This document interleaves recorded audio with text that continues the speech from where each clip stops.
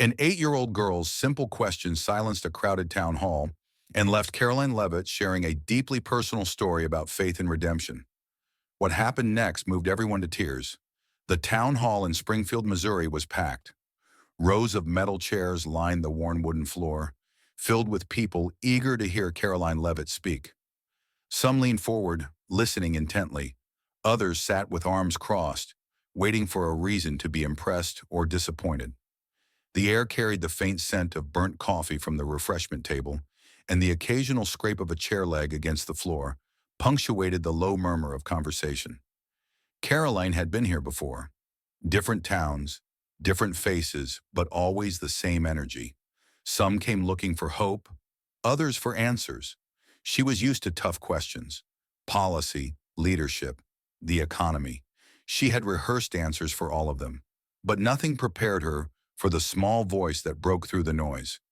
A little girl, no older than 8, stood near the front. Her brown curls were slightly frizzy from the humid air. She clutched the hem of her light pink dress, her fingers twisting the fabric nervously. Her mother, standing a few feet away, looked surprised that her daughter had spoken up but didn't stop her. "What does God mean to you?" the girl asked. The room stilled. Conversations died mid-sentence.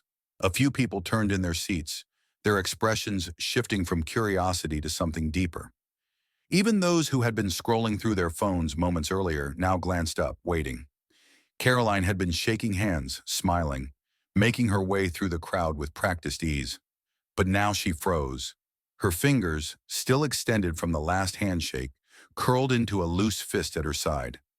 This wasn't a policy question. It wasn't about polls or party lines. It was something else entirely. She could feel the weight of the room pressing in. The silence wasn't uncomfortable, but it was heavy, expectant. For the first time in a long time, Caroline didn't have an immediate answer. She lowered herself to the girl's level, knees bending until their eyes met. The girl's expression was open, searching, as if she truly wanted to understand. Not in the way adults ask questions, fishing for contradictions or trying to prove a point, but with genuine curiosity. Caroline took a slow breath. "That's a really important question," she said, buying herself a few more seconds. The little girl didn't blink. She waited.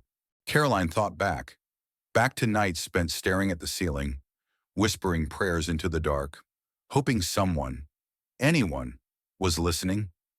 To the moments when faith felt easy, and to the ones where it slipped through her fingers like sand. She could lie. She could give a polished, rehearsed answer. Something clean, something safe. But she didn't want to. Not here. Not to a little girl who had the courage to ask something so simple yet so profound. She parted her lips to speak, but the words caught in her throat. Memories flooded her mind. Memories she hadn't planned on sharing tonight. But before she could find the right words, something shifted in her chest. A feeling so raw and sudden, it almost made her gasp. She clenched her hands into fists to steady herself. She looked at the girl again, and this time her vision blurred slightly. Not from the bright overhead lights, but from something deeper. But before she could answer, something unexpected surfaced. Something she hadn't allowed herself to think about in years. The moment stretched, thick and unmoving. The audience didn't fidget, didn't cough, didn't shift in their seats. It was as if they were holding their breath, waiting for something unplanned, something real. Caroline swallowed, her pulse steady but loud in her ears. She had never been afraid of speaking, not in front of hundreds, not even thousands. But this wasn't a debate. It wasn't a soundbite. It wasn't the kind of question where the right phrasing could smooth over the rough edges of truth. The little girl, still clutching the fabric of her dress, tilted her head slightly. Her face was open, patient. She wasn't demanding an answer. She was just waiting. A man in the second row crossed his arms, his expression unreadable. A woman near the back lifted her phone, aiming the camera in Caroline's direction. Whether she was recording out of interest or waiting for a misstep, Caroline couldn't tell. But it didn't matter. She glanced at the mother standing behind the girl. The woman's lips parted slightly, as if she wanted to intervene, to tell her daughter not to put a public figure on the spot. But she didn't. She let it happen. Caroline exhaled slowly. "What does God mean to me?" she repeated, as if saying it out loud would somehow untangle the knot in her throat. She could hear her own voice echo back at her, softer than usual. She wasn't sure why it felt so fragile. Her mind flicked through the expected answers. God is love. God is hope. God is everything true. Maybe. But those words felt hollow, too clean, too easy. She thought about the nights she spent sitting on the edge of a hospital bed, gripping a frail hand that once felt so strong. She thought about the whispered prayers that went unanswered, the days when faith felt like an anchor, and the days when it felt like a burden. She thought about her own childhood, when believing was simple, before the world became complicated. She took in a breath, her fingers curling slightly against her palms. To me, God is... She hesitated, not because she didn't know, but because she suddenly realized the weight of what she was about to say. She looked back at the little girl, whose eyes held the kind of trust that only children seem capable of. The kind that made you want to tell the truth, even when it was hard.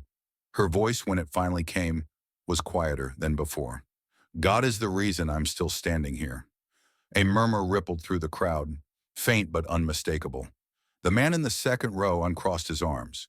The woman with the phone lowered it slightly. But Caroline wasn't finished. She could feel something pushing at her, an old memory clawing its way to the surface. A part of her wanted to push it back down, but another part, the part that had been carrying it for far too long, knew it was time.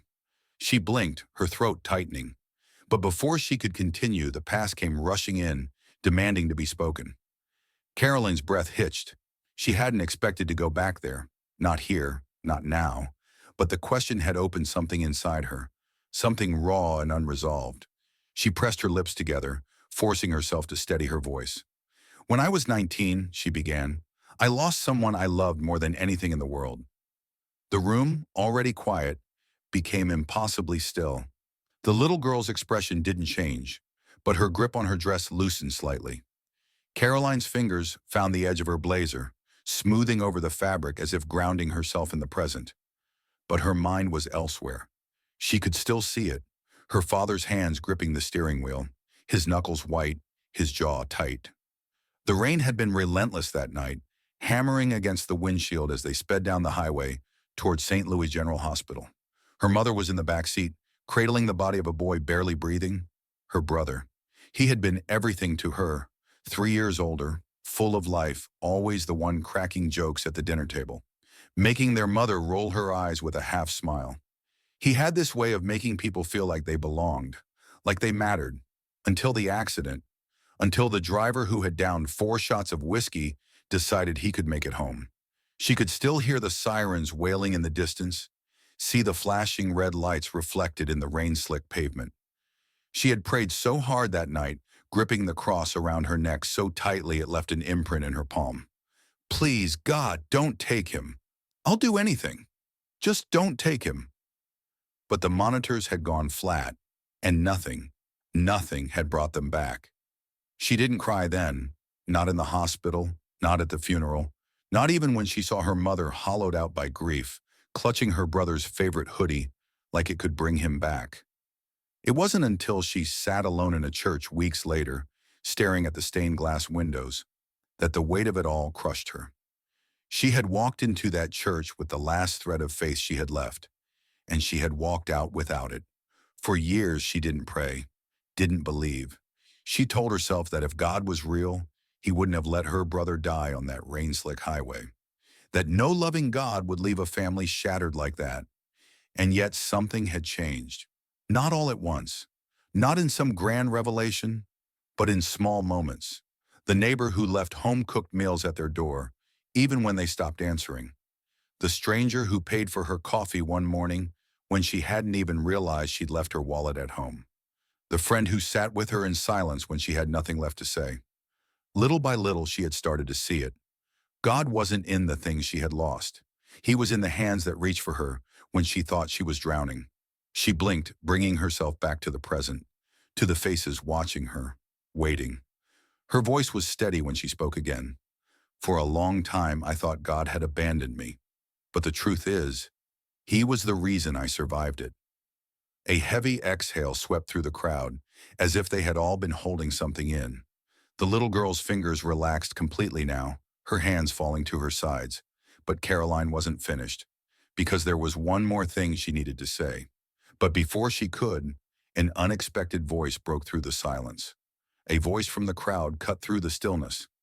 "That's nice and all, but where was God when my son died?" The words were sharp, not in anger but in pain. The kind of pain that had no resolution, no clean answer. Carolyn turned toward the source. A man, late 50s maybe, sat near the middle of the room. His face was lined, worn in a way that had nothing to do with age. His hands resting on his lap were balled into fists, knuckles pale against his tan skin. She met his gaze. He wasn't challenging her. He wasn't trying to humiliate her. He just wanted to understand. The weight of his grief sat between them, raw and undeniable. She inhaled slowly. "I don't have the answer you want," she admitted. "I don't know why some prayers go unanswered." The man let out a breath, shaking his head slightly, but he didn't look away. He wanted more. Caroline thought back to the night she spent staring at the ceiling, waiting for some kind of sign, some proof that her pain wasn't meaningless. She thought about the moment she almost gave up on everything. She hadn't spoken about that night in years. She wasn't sure she wanted to now, but looking at him, looking at the way his fingers twitched, like he was holding something back, she knew this moment wasn't just about her anymore. She sat back on her heels, still at eye level with the little girl, but addressing the entire room. "The night before my brother's funeral, I stood on the edge of a bridge," she said quietly. "I don't know how long I was there. Minutes. Maybe an hour. I just remember the sound of the water below, the weight of everything pressing down on me." A murmur ran through the crowd, but no one interrupted. "I didn't think I had a reason to keep going, and I didn't ask God for one, because I didn't believe he was listening."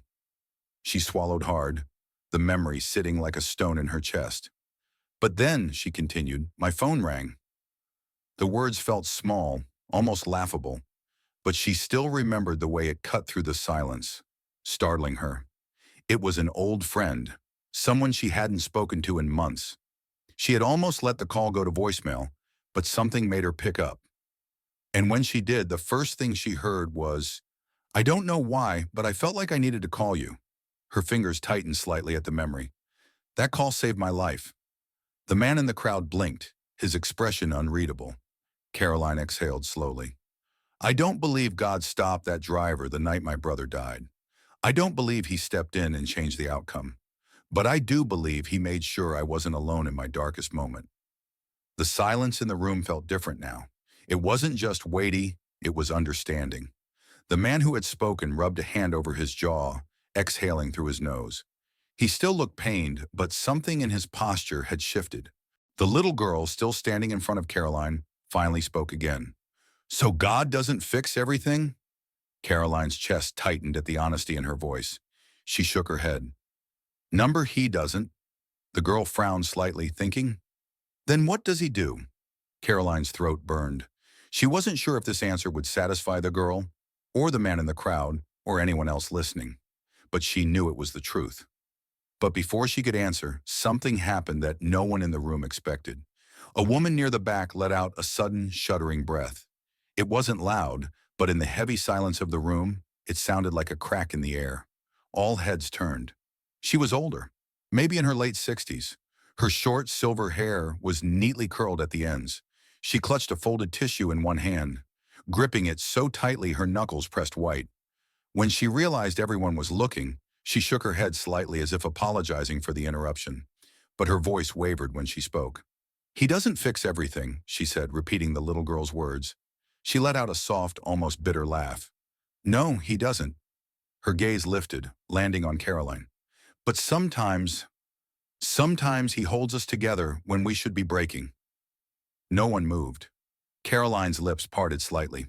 The woman's voice, so quiet, yet so certain, hit her somewhere deep. The little girl turned back to Caroline, her young face caught between curiosity and something else. "Is that what you meant?" Caroline let out a slow breath. "Yeah," she said. "That's exactly what I meant." The girl thought for a moment, then looked down at her shoes. "So even when bad things happen, we're not alone?" Caroline's throat tightened. She nodded. That's right. The girl's fingers brushed against her own arm, as if thinking. Then she asked, how do you know? Caroline felt the weight of that question settle over her. It wasn't a challenge. It wasn't disbelief. It was genuine, raw uncertainty. The kind that only came from someone who wanted to believe, but wasn't sure if they could. She could have given a theological answer. Something about faith, about scripture, about the idea of a grand plan. But that wasn't what this little girl needed. She needed something real. Caroline's voice was steady when she answered. Because I felt it, she said. Because when I had nothing left, when I was sure I couldn't take one more step, someone showed up. Maybe not in the way I expected, but in the way I needed. The girl lifted her chin slightly. Like the phone call? A small, breathy laugh escaped Caroline's lips. Yeah, she said. Like the phone call. The girl chewed on the inside of her cheek, thinking. Then, without warning, she took a small step forward and wrapped her arms around Caroline's waist. The room held still again, but this time, the silence wasn't heavy. It was something else, something warm. Caroline blinked hard, her hands hesitating for only a moment before she returned the hug. It lasted only a few seconds, but when the girl pulled away, something had shifted in the air. The man who had questioned her earlier let out a deep breath, rubbing his hands over his face. The older woman dabbed at her eyes with her tissue. Someone near the back murmured something, but their words were lost in the moment. Caroline cleared her throat, finding her voice again. She looked out over the crowd, her gaze sweeping across the faces, still watching her, still waiting. She wasn't sure what they had expected tonight. A speech maybe, a performance. Instead, they had gotten something real. But before the night could end, there was one last thing she needed to say. Caroline straightened, her heartbeat still steady but her chest tight in a way she couldn't quite name. The little girl had returned to her mother's side, slipping her small hand into her mother's fingers. But the girl's eyes never left Caroline. Watching, waiting. The room felt different now. It wasn't just that people were listening. It was something deeper, something unspoken. The walls that had been there at the start of the evening, the quiet barriers people built around themselves, had thinned. Some even crumbled. Caroline glanced toward the man who had challenged her earlier. He wasn't looking at her anymore. His gaze had dropped to the floor, his foot tapping absently. Maybe he was thinking of his son, the one he had lost.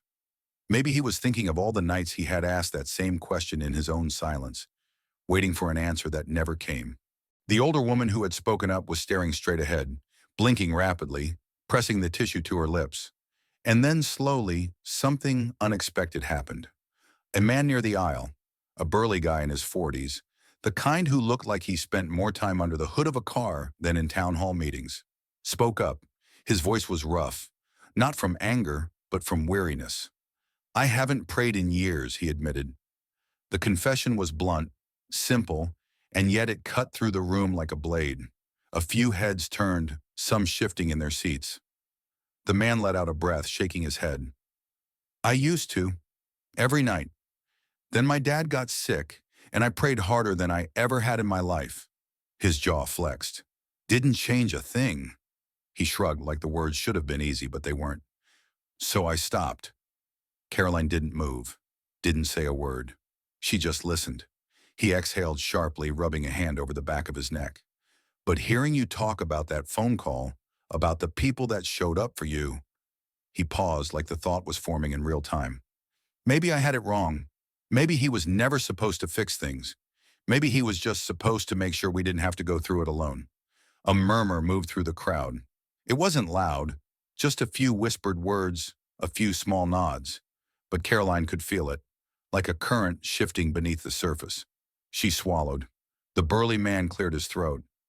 I don't know if I believe like I used to, he glanced up at her, but maybe I ain't as alone as I thought. His words settled between them, heavy but not suffocating. Caroline let out a slow breath. None of us are, she said softly. A woman near the back wiped her eyes. The man in the second row shifted forward, elbows on his knees, staring at nothing in particular.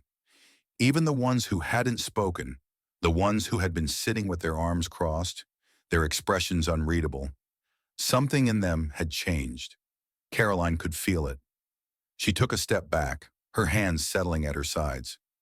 I think that's the thing about faith, she said, her voice steady now. It's not about having all the answers. It's about knowing you don't have to go through the questions alone. She let her gaze sweep over the room one last time. For a long time, I thought faith meant certainty. That if I doubted, if I questioned, then maybe I didn't believe at all. She shook her head slightly.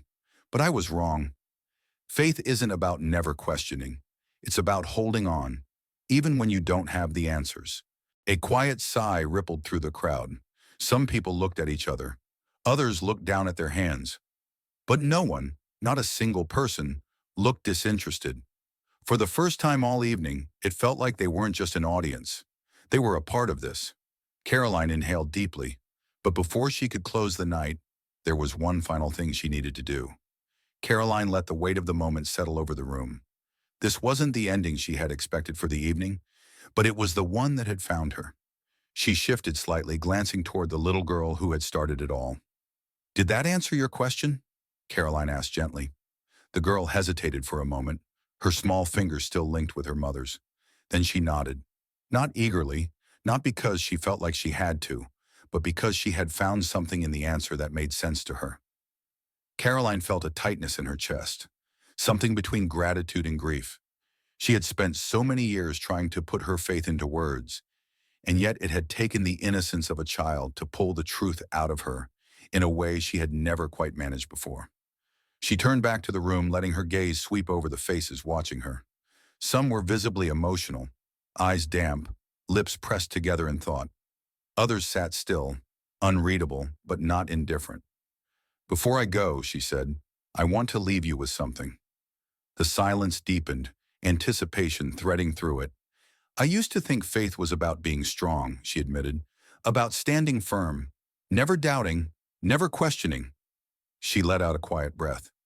"But I don't believe that anymore." She looked toward the man who had challenged her earlier, his grief still sitting in his eyes like an old wound that had never fully healed. "I think faith is what happens when we're at our weakest," she continued. "When we don't have the answers, when nothing makes sense, when we're standing at the edge of something we don't know how to survive." A few heads dipped, as if the words had struck something deep. "Faith isn't about knowing everything will turn out the way we want," she said, her voice steady but low. "It's about knowing that no matter what happens, we won't be left to carry it alone." She saw the burly man near the aisle swallow hard, his hands flexing at his sides. She saw the older woman press the tissue to her face again. She saw the little girl squeeze her mother's hand just a little tighter. And she saw the quiet shift in the room, the unspoken understanding that, for all their different lives and experiences, they weren't as alone as they had thought. Caroline straightened slightly, exhaling as she reached for the final words she wanted to leave them with. "When I was at my lowest, when I was standing on that bridge, I thought no one would miss me if I disappeared." She let the words settle, heavy but true. "I was wrong." A lump rose in her throat, but she pushed through it. If you're carrying something heavy, if you're walking through something you don't think you can survive, I hope you know you don't have to carry it alone. She paused, then added, "You are not alone." The weight of her words settled over the room. She didn't expect applause. She didn't want it. This wasn't about that. This was about a little girl who had asked a question. This was about a room full of people who had come expecting one thing and left with something else entirely. This was about faith, about grief, about what it meant to keep going, even when you didn't have all the answers. Caroline let out a slow breath, and then she simply said, "Thank you." A long moment of silence passed before someone finally stood, the burly man. He didn't say a word, just gave her a small nod before slipping his hands into his pockets and heading toward the door. And just like that, others began to move, some wiping their eyes, some murmuring to each other, some simply sitting as if they weren't quite ready to leave. The little girl looked up at her mother, then back at Caroline. She didn't say anything, but the way she smiled, soft, understanding, told Caroline everything she needed to know. As Caroline turned to leave, she felt something settle inside her. Not closure, not certainty, but peace. And maybe, just maybe, That was enough.